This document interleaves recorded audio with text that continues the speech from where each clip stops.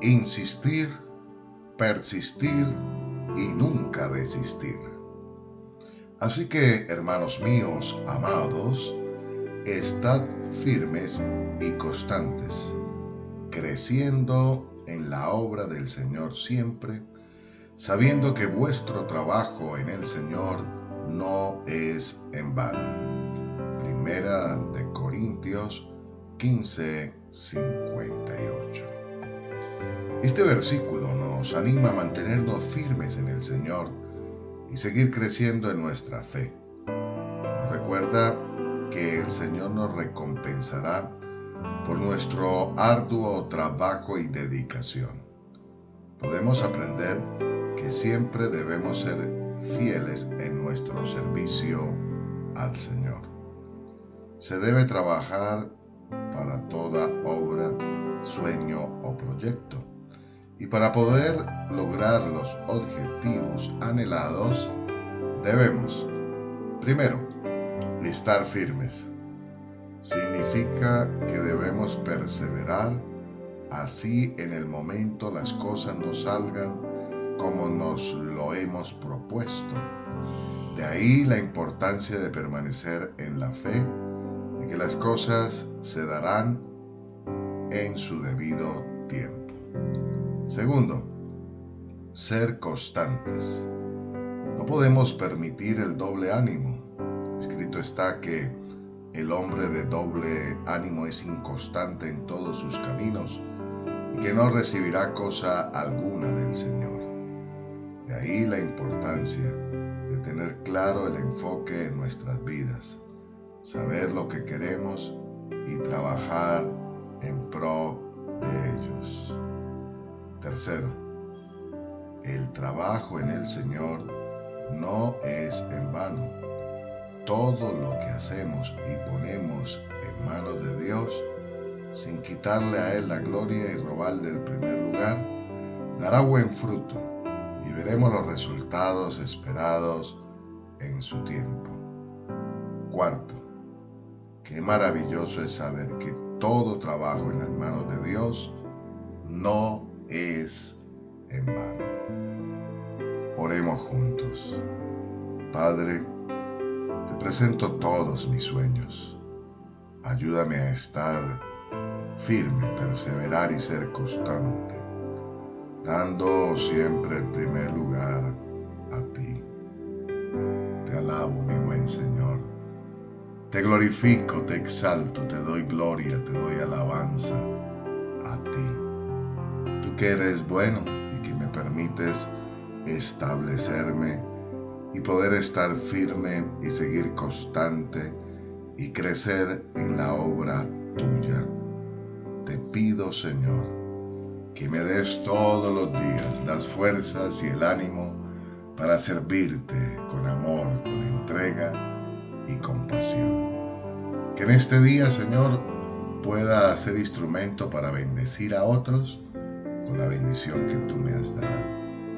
Coloco este día en tus manos y pido que pueda ser un canal de bendición para otros. Recibo de ti, de tu presencia, de tu unción, de tu poder, para poder transmitir a otros ese poder, esa presencia y esa unción del Espíritu Santo. Señor, mi vida está en tus manos y quiero colocarte, Señor, mi vida como una ofrenda agradable a ti, Señor. Gracias, Señor, porque tú eres bueno. Gracias porque para siempre es tu misericordia. Ayúdame a seguir adelante, creyendo de que para ti no hay nada imposible y que para el que cree, todo le es posible. En el nombre que es sobre todo nombre, en el nombre de nuestro Señor Jesucristo, oramos. Amén. Bienvenido al canal de YouTube Reflexiones desde Sion, la ciudad de Dios, donde habita el Señor. Todos los días, un devocional, una oración y el plan de lectura de la Biblia en un año. Le pido que se suscriba si no lo ha hecho y active la campanita para recibir un recordatorio. Y por supuesto, comparta este devocional con sus contactos, familiares y amigos. A continuación, el plan de lectura de la Biblia en un año, y leeremos en el Evangelio según San Marcos, el capítulo 4 del versículo 21 en adelante, y lo haremos en NTV, Nueva Traducción Viviente, y dice así la palabra de Dios. Entonces Jesús les preguntó: ¿acaso alguien encendería una lámpara y luego la pondría debajo de una canasta o de una cama? Claro que no. Una lámpara se coloca en un lugar alto donde su luz alumbre.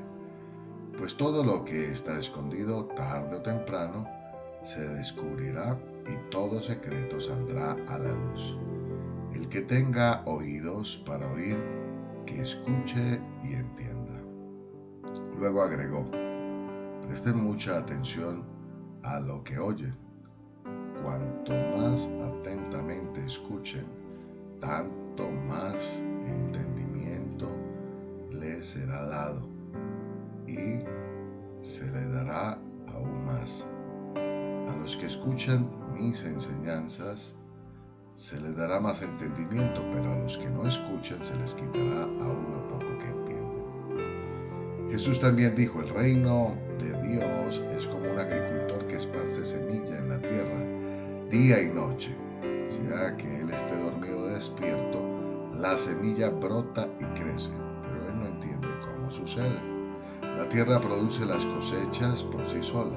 Primero aparece una hoja, luego se forma la espiga y finalmente el grano madura. Tan pronto como el grano está listo, el agricultor lo corta con la hoz porque ha llegado el tiempo de la cosecha. Jesús dijo: ¿cómo puedo describir el reino de Dios? ¿Qué relato emplearé para ilustrarlo? Es como una semilla de mostaza sembrada en la tierra. Es la más pequeña de todas las semillas, pero se convierte en la planta más grande del huerto. Sus ramas llegan a ser tan grandes que los pájaros hacen nidos bajo su sombra. Jesús empleó muchas historias e ilustraciones similares para enseñar a la gente tanto como pudieran entender. De hecho, durante su ministerio público nunca enseñó sin usar parábolas, pero después, cuando estaba a solas con sus discípulos, les explicaba todo a ellos. Al atardecer, Jesús dijo a sus discípulos: crucemos al otro lado del lago. Así que dejaron a las multitudes y salieron con Jesús en la barca, aunque otras barcas los siguieron. Pronto se desató una tormenta feroz y las olas violentas entraban en la barca, la cual empezó a llenarse de agua. Jesús estaba dormido en la parte posterior de la barca, con la cabeza recostada en una almohada. Los discípulos lo despertaron: maestro, ¿no te importa que nos ahoguemos?, gritaron. Cuando Jesús se despertó, reprendió al viento y dijo a las olas: silencio, cálmense. De repente el viento se detuvo y hubo una gran calma. Luego él les preguntó: ¿por qué tienen miedo? ¿Todavía no tienen fe? Los discípulos estaban completamente aterrados. ¿Quién es este hombre?, se preguntaban unos a otros. Hasta el viento y las olas lo obedecen.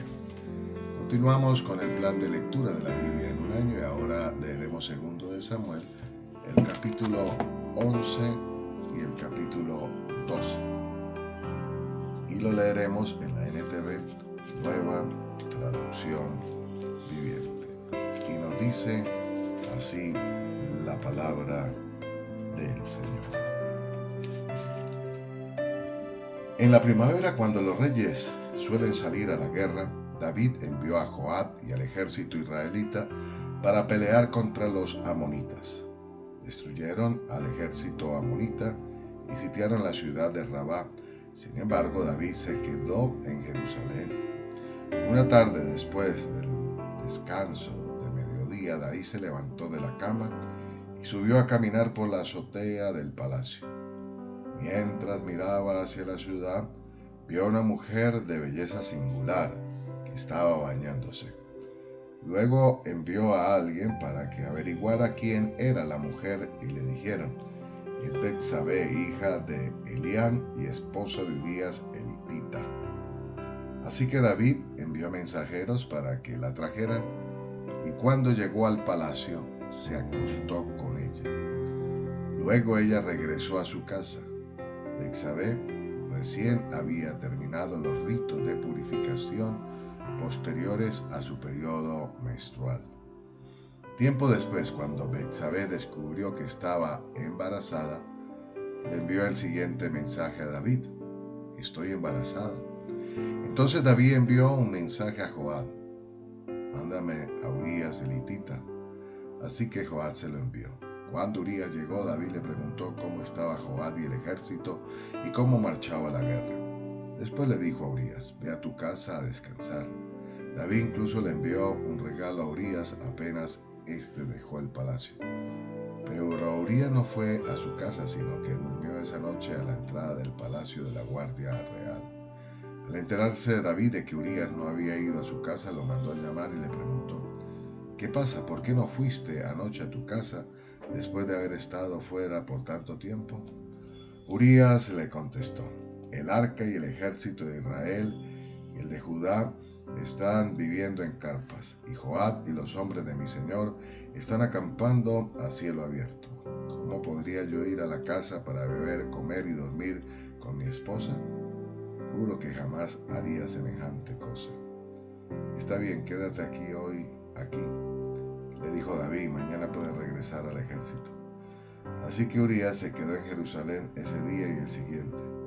David lo invitó a cenar y lo emborrachó, pero aún así no logró que Urías se fuera a la casa con su esposa, sino que nuevamente se quedó a dormir a la entrada del palacio con la Guardia Real.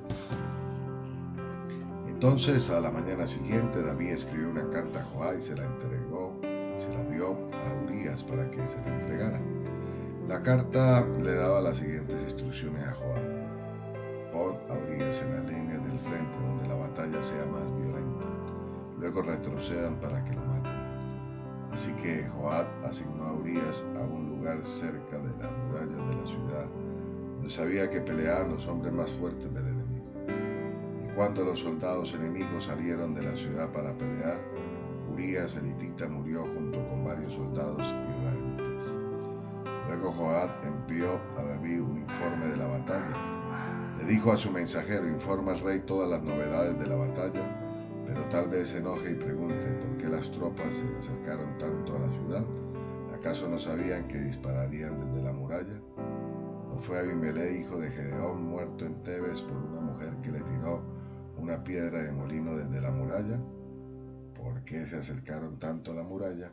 Entonces dile: murió también Urías elitita. Por lo tanto, el mensajero fue a Jerusalén y le dio un informe completo a David. El enemigo salió contra nosotros a campo abierto, le dijo. Cuando los perseguíamos hasta las puertas de la ciudad, los arqueros que estaban en la muralla nos dispararon flechas. Mataron a algunos hombres del rey, entre ellos a Urías elitita. Bien, dile a Joab que no se desanime, dijo David. La espada devora a este hoy y aquel mañana. La próxima vez esfuércense más y conquistarán la ciudad. Cuando la esposa de Urías se enteró de que su marido había muerto, hizo duelo por él. Una vez cumplido el periodo de luto, David mandó que la trajeran al palacio y pasó a ser una de sus esposas. Luego ella dio a luz un hijo, pero el Señor estaba disgustado con lo que David había hecho. Por lo tanto, el Señor envió al profeta Natán para que le contara a David la siguiente historia. Habían dos hombres en la ciudad, en cierta ciudad. Uno era rico y el otro pobre. El hombre rico poseía muchas ovejas y ganados en cantidad. El pobre no tenía nada, solo una pequeña oveja que había comprado. él crió a esa ovejita, la cual creció junto con sus hijos.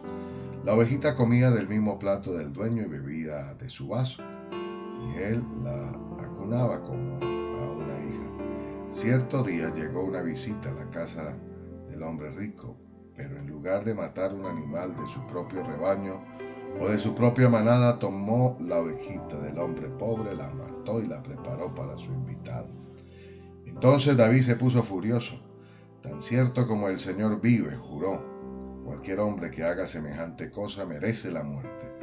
Debe reparar el daño dándole al hombre pobre 4 ovejas por la que le robó y por no haber tenido compasión. Entonces Natán le dijo a David: tú eres ese hombre. El Señor Dios de Israel dice: yo te ungí rey de Israel y te libré del poder de Saúl. Te di la casa de tu amo, sus esposas, los reinos de Israel y Judá. Y si eso no hubiera sido suficiente, te habría dado más, mucho más. ¿Por qué entonces despreciaste la palabra del Señor e hiciste este acto tan horrible? Pues mataste a Urías el hitita con la espada de los amonitas y le robaste a su esposa. De ahora en adelante tu familia vivirá por la espada, porque me has despreciado al tomar a la esposa de Urías para que sea tu mujer. Esto dice el Señor: por lo que has hecho, haré que tu propia familia se rebele en tu contra. Ante tus propios ojos daré tus mujeres a otro hombre, y él se acostará con ellas a la vista de todo. Tú lo hiciste en secreto, pero yo haré que esto suceda abiertamente a la vista de todo Israel. Entonces David confesó a Natán: he pecado contra el Señor. Natán respondió: sí, pero el Señor te ha perdonado y no morirás por este pecado. Sin embargo, como has mostrado un total desprecio por la palabra del Señor, con lo que hiciste, tu hijo morirá. Después que Natán regresó a su casa, el Señor le envió una enfermedad mortal al hijo que David tuvo con la esposa de Urías. Así que David le suplicó a Dios que perdonara la vida de su hijo, y no comió y estuvo toda la noche tirado en el suelo. Entonces los ancianos de su casa le rogaban que se levantara y comiera con ellos, pero él se negó. Finalmente, el 7º día, el niño murió. Los consejeros de David tenían temor de decírselo. No escuchaba razones cuando el niño estaba enfermo. Se decían: ¿qué locura hará cuando le digamos que el niño murió? Cuando David vio que se susurraban entre sí, se dio cuenta de lo que le había pasado. ¿Murió el niño?, preguntó. Sí, le contestaron, ya murió.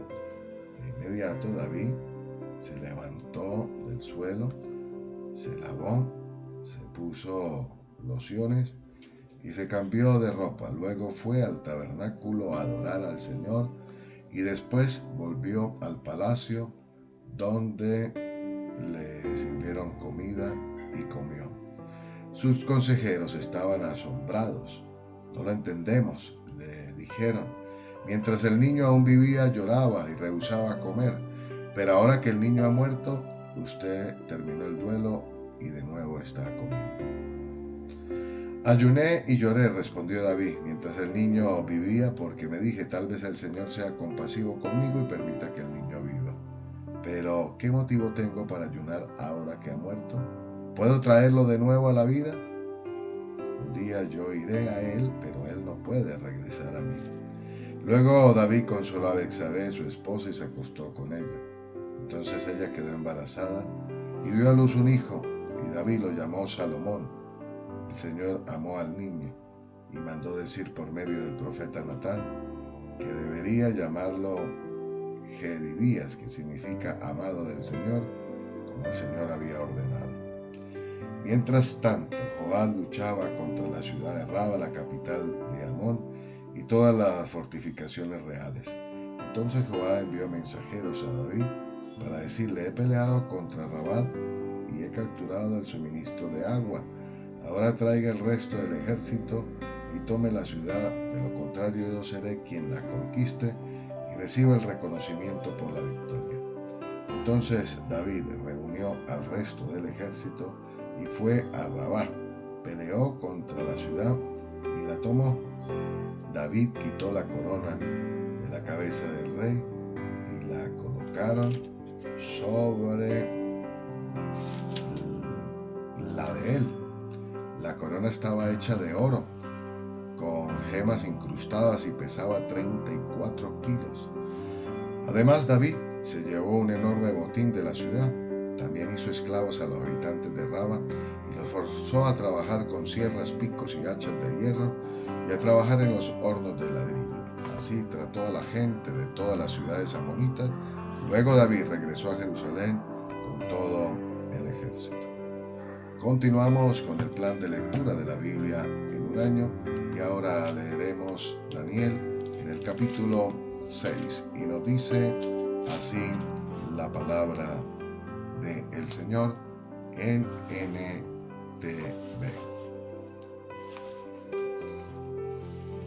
Darío el Medo decidió dividir el reino en 120 provincias y nombró un alto funcionario para gobernar cada provincia. Asimismo, el rey escogió a Daniel y a 2 personas más como administradores para que supervisaran a los altos funcionarios y protegieran los intereses del rey. Pronto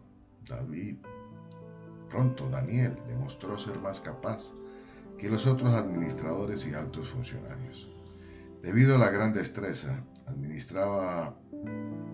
con que administraba y la destreza de Daniel, el rey hizo planes para ponerlo frente al gobierno de todo el imperio. Entonces los demás administradores y altos funcionarios comenzaron a buscar alguna falta en la manera en que Daniel conducía los asuntos de gobierno, pero no encontraron nada que pudieran criticar o condenar. Era fiel, siempre responsable y totalmente digno de confianza. Finalmente llegaron a la siguiente conclusión: nuestra única posibilidad de encontrar algún motivo para acusar a Daniel será en relación con las normas de su religión. Así que los administradores y los altos funcionarios se presentaron ante el rey y dijeron: ¡Que viva el rey Darío! Todos nosotros, administradores, autoridades, altos funcionarios, asesores y gobernadores, nos hemos puesto de acuerdo en que el rey apruebe una ley que se haga cumplir estrictamente. Ordene usted que en los próximos 30 días todo aquel que ore a quien sea divino o humano, excepto a usted, su majestad, sea arrojado al foso de los leones. Ahora bien, su majestad, emite y firme esta ley de tal modo que no pueda ser alterada. Un rey oficial de los medos y de los persas que no puede ser revocada. Así que el rey firmó la ley. Sin embargo, cuando Daniel oyó que se había firmado la ley, fue a su casa y se arrodilló como de costumbre en la habitación de la planta alta, con las ventanas abiertas que se orientaban hacia Jerusalén. Oraba 3 veces al día, tal como siempre lo había hecho, dando gracias a su Dios. Entonces los funcionarios fueron juntos a la casa de Daniel y lo encontraron orando y pidiéndole a Dios que lo ayudara, de manera que fueron directo al rey y le recordaron el decreto. ¿No firmó usted una ley por la cual durante los próximos 30 días todo aquel que ore a quien sea divino o humano, excepto a usted, su majestad, sea arrojado al foso de los leones? Sí, contestó el rey, esa decisión sigue en pie. Es una ley oficial de los medos y de los persas que no puede ser revocada. Entonces le dijeron al rey: ese hombre Daniel, uno de los cautivos de Judá, no hace caso a usted ni a su ley, sigue orando a su Dios 3 veces al día. Al oír esto, el rey se angustió mucho y procuró encontrar un modo de salvar a Daniel. Pasó el resto del día buscando una manera de librarlo de ese aprieto. Por la noche los hombres volvieron a presentarse ante el rey y dijeron: Su majestad, usted sabe que según las leyes de los medos y los persas, ninguna ley firmada por el rey puede ser modificada. Entonces finalmente el rey ordenó que arrestaran a Daniel y lo arrojaran al foso de los leones. El rey le dijo: que tu Dios, a quien sirves tan fielmente, te rescate. Así que trajeron una piedra y la colocaron sobre la boca del foso. El rey selló la piedra con un sello real y los sellos de sus nobles para que nadie pudiera rescatar a Daniel. Luego el rey regresó al palacio y pasó la noche en ayuno. Rechazó sus entretenimientos habituales y no pudo dormir en toda la noche. Muy temprano en la mañana siguiente el rey se levantó y fue deprisa al foso de los leones. Cuando llegó allí, gritó con angustia: Daniel, siervo del Dios viviente, ¿pudo tu Dios a quien sirves tan fielmente rescatarte de los leones? Y Daniel contestó: que viva el rey. Mi Dios envió a su ángel para cerrarle la boca a los leones, a fin de que no me hicieran daño, porque fui declarado inocente ante Dios y no he hecho nada malo en contra de usted, su majestad. El rey se alegró mucho y mandó que sacaran a Daniel del foso. No tenía ningún rasguño, porque había confiado en su Dios. Entonces el rey dio órdenes de que arrestaran a los hombres que maliciosamente habían acusado a Daniel y los hizo echar al foso de los leones juntos con sus esposas y con sus hijos. Los leones saltaron sobre ellos y los despedazaron aún antes de que llegaran al piso del foso. Después el rey Darío envió el siguiente mensaje a la gente de toda raza, nación y lengua en el mundo entero: paz y prosperidad a todos ustedes. Ordeno que en mi reino toda persona tiemble con temor delante del Dios de Daniel, pues Él es el Dios viviente y permanecerá para siempre. Su reino jamás será destruido y su dominio nunca tendrá fin. Él rescata y salva a su pueblo, realiza señales milagrosas y maravillas en los cielos y en la tierra. Él ha rescatado a Daniel del poder de los leones. Así que Daniel prosperó durante el reinado de Darío y el reinado de Ciro el persa. Hasta aquí el plan de lectura de la Biblia en un año. Recuerde que lo mejor del cielo aún está por venir. Esto lo desea y lo declara Omar Borges, capellán de la distribuidora bíblica. Bendiciones para todos en Cristo Jesús.